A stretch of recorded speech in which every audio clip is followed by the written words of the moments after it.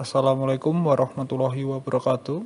Alhamdulillah kita dapat berjumpa dalam mata kuliah Hukum Perdata dengan saya Alan Bayu Aji SHMH, di mana pada kesempatan kali ini saya diberikan amanah untuk mengampu materi terkait salah satu bentuk kajian dari hukum jaminan, yaitu hak tanggungan, di mana mungkin kalian sebelumnya sudah diberikan materi pengantar-pengantar ataupun materi pokok terkait hak-hak yang ada di hukum perdata. Nah, kemudian pada kesempatan kali ini saya akan membahas mengenai hak tanggungan. Apa hak tanggungan itu? Mari kita bahas dan kaji bersama-sama. Adapun materi atau bahan kajian yang akan kita bahas dalam pertemuan kali ini yaitu mengenai pengertian hak tanggungan. Jadi pada prinsipnya kan kita ingin berkenalan terlebih dahulu dari apa yang ingin kita pelajari.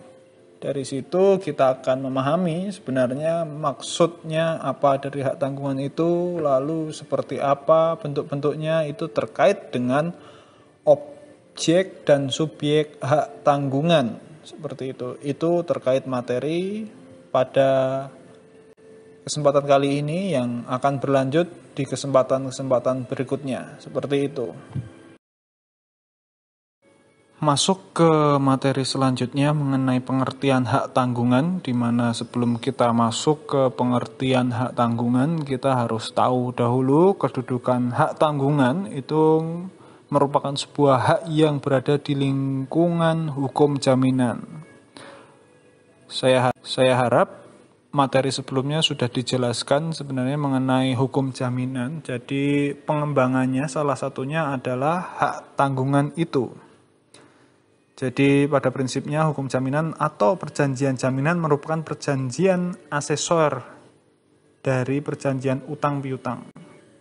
Jadi sifat hak tanggungan sebenarnya asesor atau perjanjian tambahan seperti itu. Itu mengenai kedudukan dari hak tanggungan dalam kajian hukum jaminan atau perjanjian jaminan seperti itu. Lalu berikutnya, sebelum kita masuk lebih jauh mengenai hak tanggungan, kita juga harus tahu maksud asesor itu apa. Asesor adalah perjanjian tambahan di mana sifat asesor dari hak jaminan itu satu, adanya dan hapusnya perjanjian tambahan tergantung pada perjanjian pokoknya. Jadi kalau misalnya perjanjian pokoknya itu hapus, perjanjian tambahannya juga otomatis hapus, karena pada prinsipnya yang diutamakan adalah perjanjian pokoknya, seperti itu. Dan belum tentu juga ketika ada perjanjian pokok juga ada perjanjian tambahan, seperti itu. Tergantung bagaimana klausul dalam sebuah perjanjian itu.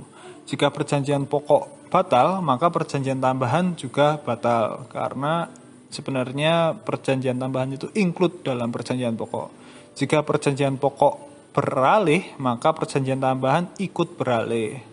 Jika perjanjian pokok beralih karena kis atau subrogati, maka perjanjian tambahan juga beralih tanpa penyerahan khusus. Seperti itu.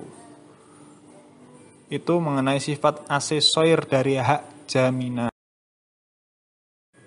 Di awal dijelaskan bahwa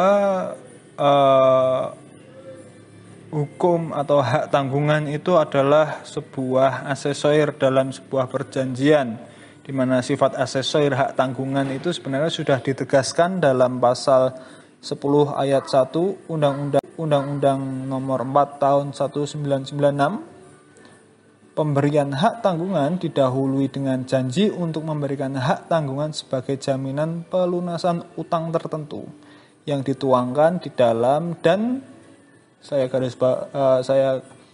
tebalkan merupakan bagian tak terpisahkan dari perjanjian utang piutang yang bersangkutan atau perjanjian lainnya yang menimbulkan utang tersebut. Jadi melekat sebenarnya perjanjian tambahan atau sifat asesor dari hak tanggungan tersebut. Seperti itu. Selanjutnya kita masuk ke pengertian dari hak tanggungan. Jadi mengenai hak tanggungan ini sebenarnya secara khusus itu sudah diatur dalam Undang-Undang Nomor 4 Tahun 1996 tentang hak tanggungan atas tanah, di mana dalam pasal 1 angka 1 itu dijelaskan hak tanggungan adalah hak jaminan yang dibebankan pada hak atas tanah. Jadi khusus hak atas tanah. Berikut atau tidak berikut benda-benda lain yang merupakan satu kesatuan dengan tanah itu. Jadi hak tanggungan merupakan hak jaminan yang dibebankan hak atas tanah, baik terhadap benda-benda lain yang berkaitan atau satu kesatuan dengan tanah itu atau maupun tidak, seperti itu. Untuk pelunasan utang tertentu yang memberikan kedudukan yang diutamakan kepada kreditur tertentu terhadap kreditur-kreditur lain. Jadi ini hak tanggungan itu sifatnya sebuah pembayaran utang yang dikhususkan terhadap kreditur tertentu. Jadi ada sebuah utang piutang yang melibatkan banyak kreditur, tapi dalam pelunasannya ada kreditur tertentu yang diutamakan. Seperti itu. Itu mengenai pengertian hak tanggungan menurut pasal 1 angka 1 nomor 4 tahun 1996. Materi selanjutnya yaitu terkait objek dan subjek hak tanggungan, di mana dalam penjelasan ini saya spesifik menjelaskan yang ada dalam Undang-Undang Nomor 4 Tahun 1996. Jadi memang sudah dikhususkan di dalam peraturan itu juga ada aturan mengenai subjek dan objek hak tanggungan, khususnya atas tanah, hak atas tanah.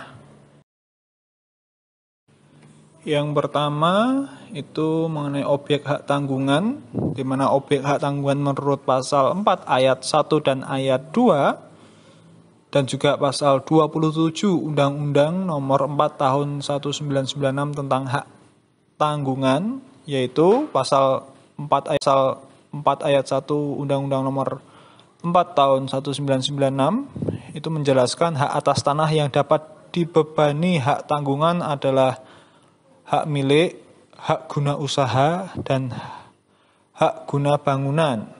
Itu terkait objek hak tanggungan yang diatur dalam pasal 4 ayat 1. Sedangkan di pasal 4 ayat 2-nya, Undang-Undang Nomor 4 Tahun 1999 tentang hak tanggungan, selain hak-hak atas tanah sebagaimana dimaksud pada ayat 1 tadi, yaitu hak milik, hak guna usaha, dan hak guna bangunan, hak pakai atas tanah negara yang menurut ketentuannya berlaku wajib didaftarkan dan menurut sifatnya dapat dipindah tangankan, dapat juga dibebani hak tanggungan.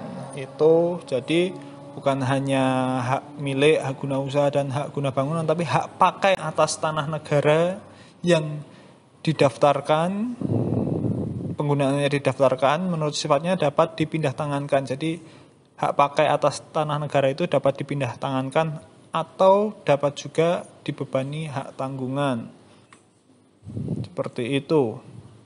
Sedang pasal 27 Undang-Undang Nomor 4 Tahun 1996 tentang hak tanggungan, ketentuan undang-undang ini berlaku juga terhadap pembebanan hak jaminan atas rumah susun dan hak milik atas rumah susun. Itu mengenai objek hak tanggungan, seperti itu. Baik, sebelum melangkah ke materi berikutnya, harus diperhatikan benda-benda yang menjadi objek jaminan dalam hak tanggungan itu harus memperhatikan. Satu, dapat dinilai dengan uang karena utang yang dijamin berupa uang. Kemudian mempunyai sifat dapat dipindah tangankan karena apabila debitor cedera janji atau wan prestasi, katakanlah seperti itu, benda yang dijadikan jaminan akan dijual secara lelang, termasuk hak yang didaftar menurut ketentuan perundang-undangan karena memenuhi asas publisitas. Itu terkait apabila yang melekat hak tanggungan itu adalah hak pakai atas tanah negara, itu harus terdaftar, harus jelas objek atau benda yang melekat hak tanggungannya. Memerlukan penunjukan khusus oleh suatu undang-undang. Jadi dalam benda yang dapat dikatakan atau dilekati hak tanggungan itu diatur secara khusus atau memang secara tegas ditentukan bahwa memang sebuah hak atas tanah itu dapat dibebani hak tanggungan seperti yang sebelumnya ada hak milik, hak guna bangunan, hak guna usaha, hak pakai, akan rumah susun dan sebagainya, sebagaimana yang telah saya jelaskan sebelumnya, seperti itu.